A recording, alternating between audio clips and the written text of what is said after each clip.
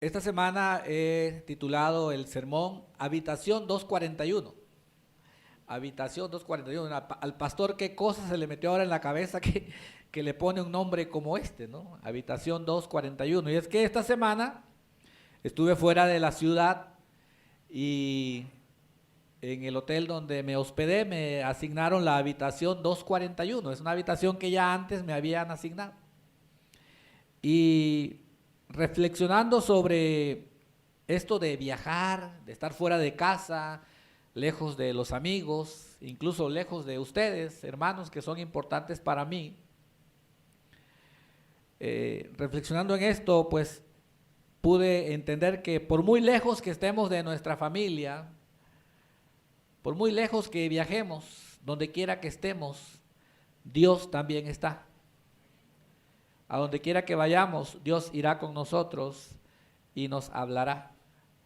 Y fue justamente en esa habitación donde pude reunir algunos pensamientos que he plasmado en este sermón y espero sean de bendición para cada uno de ustedes. La semana pasada compartí el sermón titulado Ni toques ni pruebes, refiriéndome al licor, al vino y sus efectos. Y mencioné que algunas personas utilizan pasajes bíblicos para justificar el uso del vino. Y uno de los pasajes que mencionan es el milagro que Jesús hizo de convertir el agua en vino, que es el pasaje que leímos en el tiempo de la adoración. La Biblia dice en Juan 2:11 que este principio de señales hizo Jesús en Caná de Galilea y manifestó su gloria y sus discípulos creyeron en él.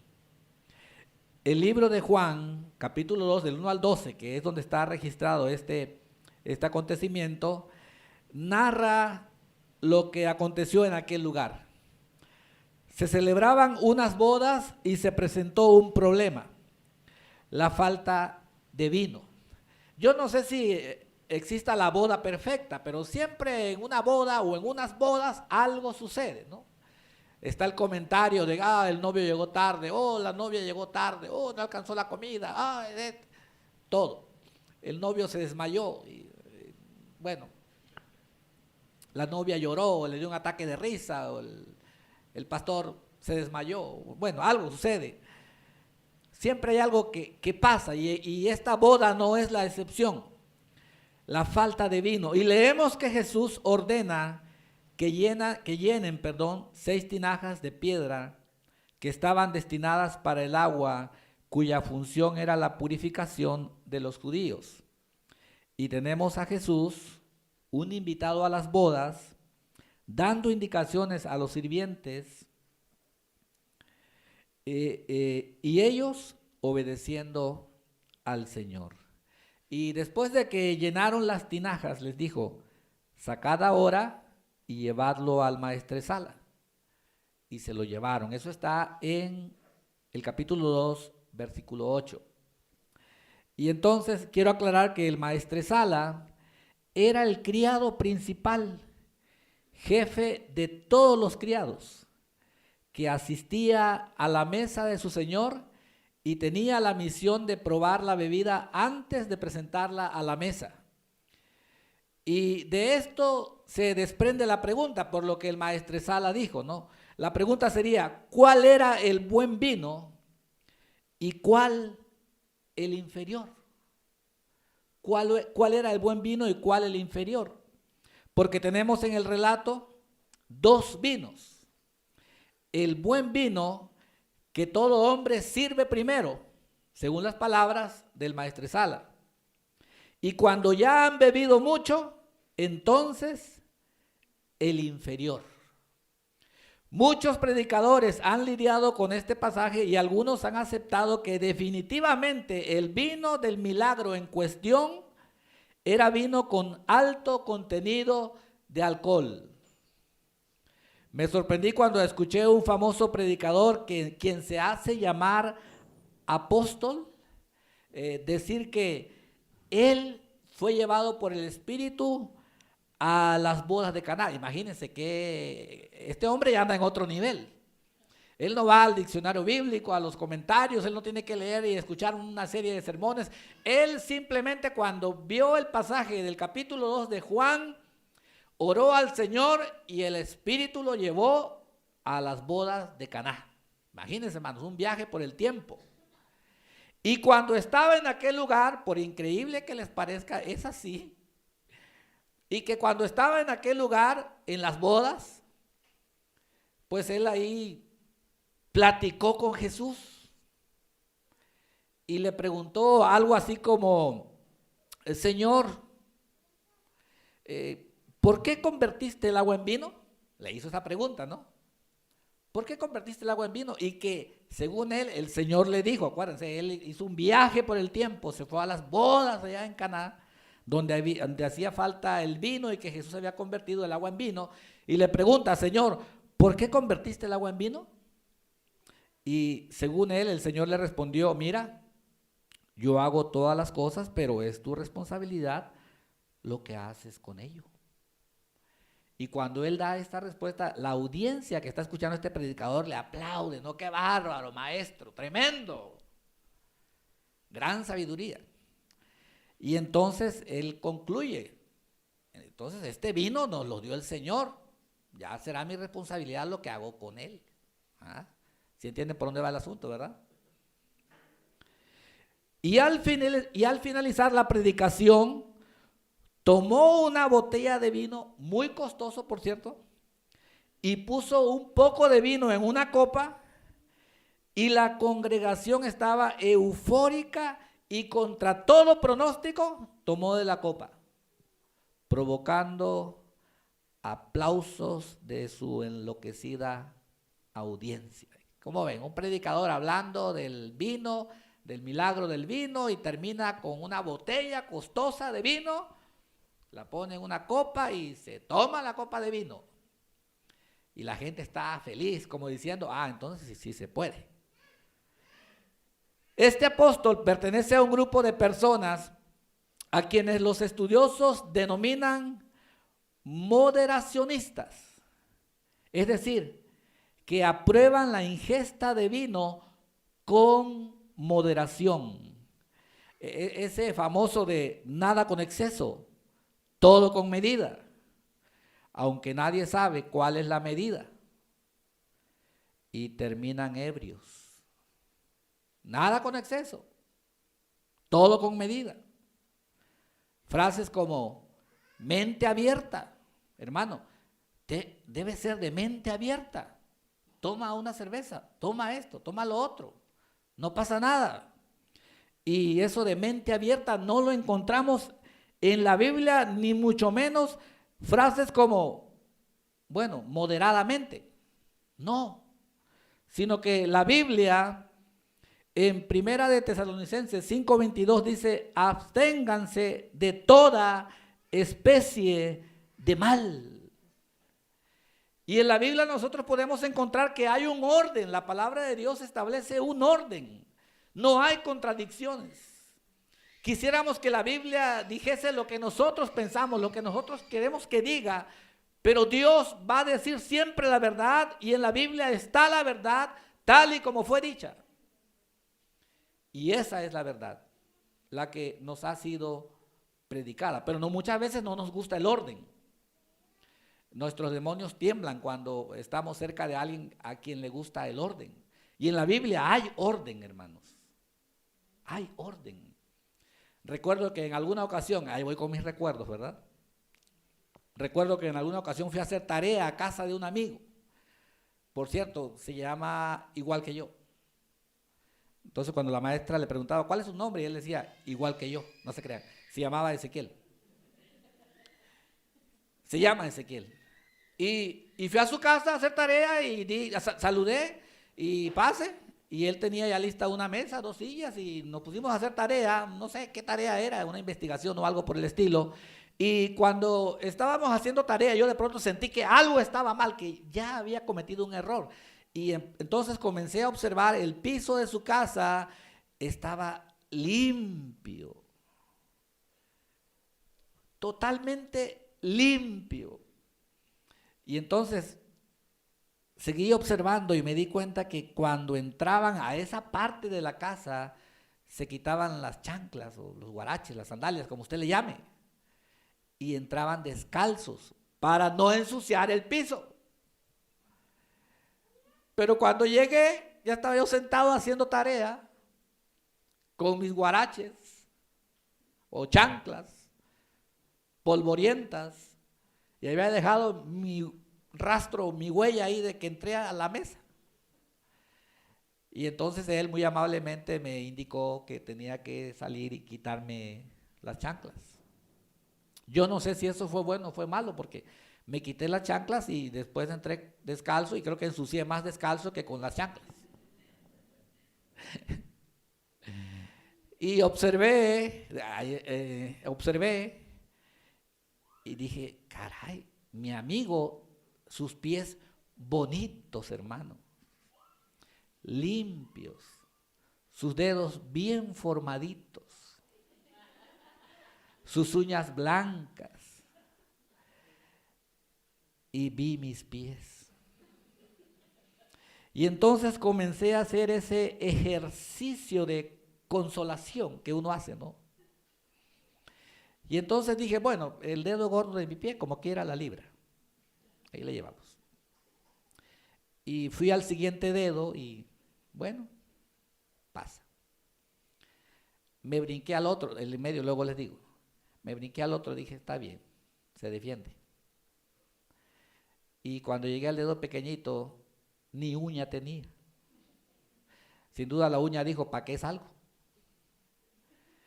Y el que lo echaba a perder todo, según yo, en mi pie, y los que han visto mis pies, el dedo de en medio, que está un poco salidito. No entendía en ese momento que era algo así como una visión profética de que habría de ser líder, algo así, ¿no? La cosa es que era un dedo muy expresivo.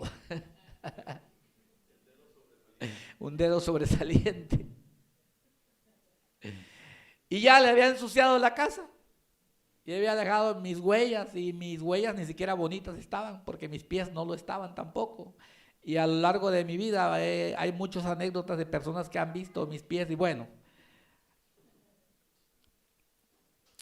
Pero ellos nos dijeron, vamos a cambiar las reglas de la casa y ahora todo el mundo hay que andar sucios y meterse con chanclas y ensuciar todo. No, yo tuve que sujetarme a las reglas que ya había en la casa, porque ellos disfrutaban entrar descalzos y con los pies muy limpios y disfrutaban de lo fresco del piso. Digo, en un lugar donde hay calor, no aquí, ¿verdad? Y entonces en la Biblia hay un orden establecido. Y ese orden no lo vamos a cambiar, nos vamos a someter a ese orden porque Dios tiene sus razones para decir lo que dice en su palabra. Y cuando escuchamos mente abierta o con moderación, no son palabras que escuchábamos antes, ni frases que los predicadores que trajeron el evangelio a nuestras comunidades, a nuestro país y lo han llevado por todo el mundo, han dicho. Ellos hablan de un cambio total en la vida del ser humano una vez que Cristo viene a sus vidas. No hay tal cosa como con moderación. Como aquel joven que fue a pedir permiso a la casa de los padres de la novia, le dijo a la novia, ¿sabes qué? Yo no quiero que andemos escondiéndonos, yo voy a ir a hablar con tus padres. Y cuando fue, y dile a tus papás que voy a ir a hablar con él, quiero que él sepa que somos novios. Y fue. De las 2 horas que platicaron, 1 hora 45 minutos hablaron del fin del mundo, de los terremotos y de todo lo que hay que hablar, pues. Y los últimos 15 minutos, ahora sí, tocaron el tema. Y los padres de la muchacha le dijeron, pues qué bueno que nos estás diciendo que eres novio de nuestra hija. Y le empezaron a dar consejos y le dijeron, pórtense bien, pórtense bien. Y le dijeron a la muchacha, para sorpresa de él, le dijeron, también tú pórtate bien. Los dos tienen que portarse bien. No le dijeron, ¿sabes qué? Cuando la beses, bésala con moderación. Si la tocas, con moderación. Porque ese de conmemoración, o con moderación, perdón, se presta a muchas cosas. Abres una puerta. Y cuando abres una puerta, ¿cómo la cierras después? Con moderación. ¿Y cómo se llamó la obra? ¿Y cómo se llamó el niño? ¿Verdad? No dirían eso. Nunca nos predicaron. Vivan como vive el mundo, pero con moderación. Hablen como habla el mundo, pero con moderación. No. Absténganse de toda especie de mal. Y es importante aclarar que la Biblia siempre fue la norma de vida del Maestro Jesús. Y justamente esa Biblia o los escritos en los cuales Jesús fijó su mirada y fue muy disciplinado al observarla y obedecerla, habla de los efectos del vino. Es importante aclarar que se denomina vino al jugo de uva fresco sin fermentar, como aquel que está fermentado. Y los expertos en el estudio de la Biblia y la cultura hebrea, ya sea de los tiempos del Antiguo Testamento como en los tiempos de Jesús, afirman que las personas de ese tiempo tenían habilidades para conservar el vino sin fermentar por mucho tiempo, así como para fermentar el vino. O sea, vino puede significar jugo de uva sin fermentar o fermentado. Podríamos decir entonces que el vino que embriaga no es el vino que Dios creó, puesto que el vino es el jugo de uva puro y fresco. Y este es el buen vino que resultó del milagro de Jesús. Esto, si lo vemos a profundidad y si lo vemos con simpleza, no hay lugar para pensar que Jesús, escuche bien, no hay lugar para pensar que Jesús patrocinó una fiesta de bodas con 450 a 600 litros de vino alcoholizado. ¿Y quién fue el padrino de vino? Jesús. ¿Cuánto dio? 600 litros de ese que salta para atrás, como dicen algunos. No, hermanos. No se sostiene en las Escrituras. Sería incoherente. El libro de Juan, desde el inicio, nos muestra a Cristo y su capacidad creadora. Dice, los discípulos vieron su gloria y creyeron en él. Juan capítulo 1, versículo 2 dice, todas las cosas por él fueron creadas. Cuando hablamos de un milagro, muchas veces perdemos de vista lo más importante. ¿Qué le parece este día, hermanos? ¿Es un día hermoso? Todo apunta a que también será una tarde hermosa, ¿no es así? Este es un hermoso día, gloria a Dios. Pues no solo debemos apreciar y disfrutar el día, también debemos pensar en que hay un Dios misericordioso que nos ha dado este día.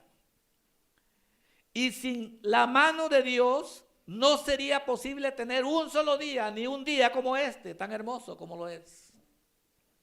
Entonces, cuando vemos un milagro, debemos ver al que está haciendo el milagro, y ese es Jesús. Antes de pensar en el milagro en sí, es ¿quién hizo el milagro? Y el milagro lo hizo Jesús. Y Jesús es mejor que el vino que las personas ingieren hoy día. El mejor vino que que leímos en el libro de Juan capítulo 2, que fue lo que dijo el maestro Sala, el mejor vino representa la restauración de todas las cosas. Es decir, Jesús no te va a embriagar y va a arruinar tu vida, tu familia, tu trabajo, lo que tengas. Jesús te restaura. Él tiene el poder de hacer nuevas todas las cosas. Amén. El mejor vino representa el amor de Cristo, que llega justamente donde no hay. Dijeron, no hay vino, se acabó el vino. Y hoy día hay muchas personas que experimentan soledad, que creen que nadie les ama. Pues ahí está Jesús. Jesús llega justamente donde no hay, porque el amor de Cristo lo llena y lo cubre todo. Charles Spurgeon dijo, hablando acerca de que el amor de Cristo es mejor que el vino, dijo lo siguiente: que el amor de Cristo es mejor que el vino, porque nadie te dirá que lo disfrutes con moderación, ya que el amor de Cristo estará siempre para ti y siempre buscarás más de Él. Como cantaba la iglesia de antaño, ¿no? Yo quiero más y más de Cristo. Yo quiero más y más de Él. Yo quiero más de su presencia. Yo quiero más y más de Él. Y nadie te va a decir, controles, hermano, usted ya puro Cristo. Usted ya puras cosas de Dios. Contrólese con moderación, hermano. En ese sentido, el amor de Cristo es mucho mejor que el vino, porque nadie te dirá que lo disfrutes con moderación. Tú puedes disfrutar a plenitud el amor de Cristo.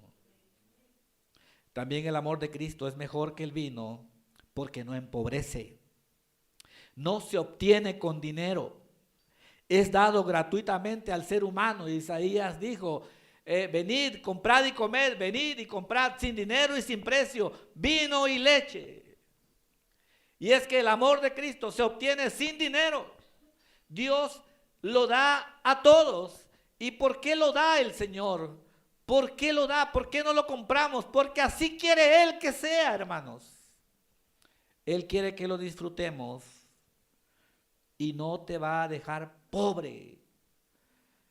Sería entonces unos cuantos los que tendrían el privilegio de tener el amor de Cristo. Pero el pobre, el rico, puede recibir el amor de Cristo. El amor de Cristo es mejor que el vino porque no empalaga. La materia más dulce sobre la tierra, aunque sea placentera al gusto, por un rato, tarde o temprano, se torna empalagosa al paladar. Pero el amor de Cristo siempre es disfrutable. Amén. El amor de Cristo siempre es disfrutable. También el amor de Cristo, hermanos, es mejor que el vino, porque el amor de Cristo es puro. Es puro y no causa aflicción de espíritu. Dice la Biblia en Eclesiastés 2, del 4 al 11. Mientras lo busco, quiero enviar un saludo a los hermanos allá en Inglaterra. Eclesiastés 2, del 4 al 11, ya lo encontré, dice: engrandecí mis obras, edifiqué para mí casas, planté para mí viñas, me hice huertos y jardines, y planté en ellos árboles de todo fruto. Me hice estanques de aguas para regar de ellos el bosque donde crecían los árboles. Compré siervos y siervas y tuve siervos nacidos en casa. También tuve posesión grande de vacas y de ovejas, más de todos los que fueron antes de mí, más que todos, los que fueron antes de mí en Jerusalén. Me amontoné también plata y oro y tesoros preciados de reyes y de provincias. Me hice de cantores y cantoras, de los deleites de los hijos de los hombres y de toda clase de instrumentos de música. Y fui engrandecido y aumentado más que todos los que fueron antes de mí en Jerusalén. A más de esto conservé conmigo mi sabiduría. No negué a mis ojos ninguna cosa que desearan, ni aparté mi corazón de placer alguno, porque mi corazón gozó de todo mi trabajo, y esta fue mi parte de toda mi faena.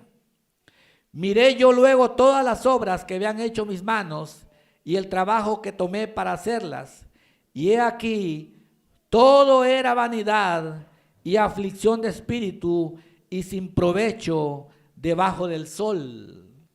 Y nosotros aprendemos que el amor de Cristo, tú bien puedes tener muchas cosas, muchas riquezas, pero si te hace falta el amor de Cristo, entonces todo es vanidad.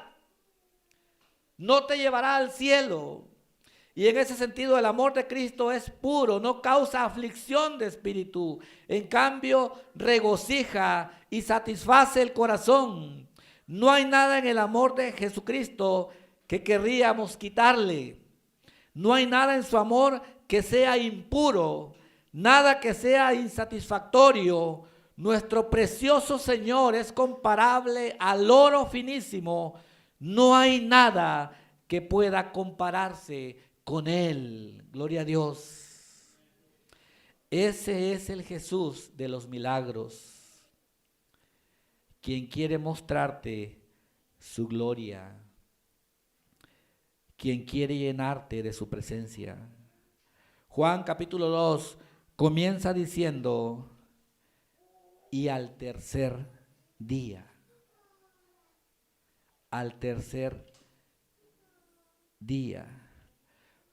porque después de dar su vida por la humanidad, la Biblia dice que al tercer día resucitó de los muertos, y Él, Jesucristo, es primicia de todos los que han resucitado.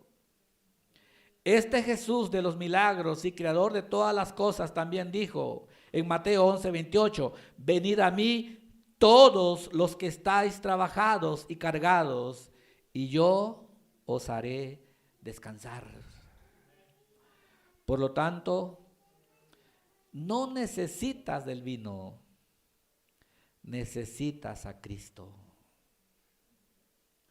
No necesitas justificar la ingesta de alcohol con algún pasaje aislado de la Biblia. Lo que necesitas es a Cristo.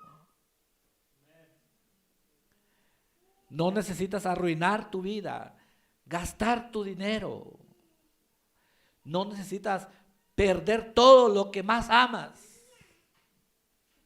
Lo que necesitas es a Cristo. Y así como un servidor en aquella habitación reflexioné, en la habitación 241, la importancia de confiar en el Señor, pues Él estará con nosotros donde quiera que estemos.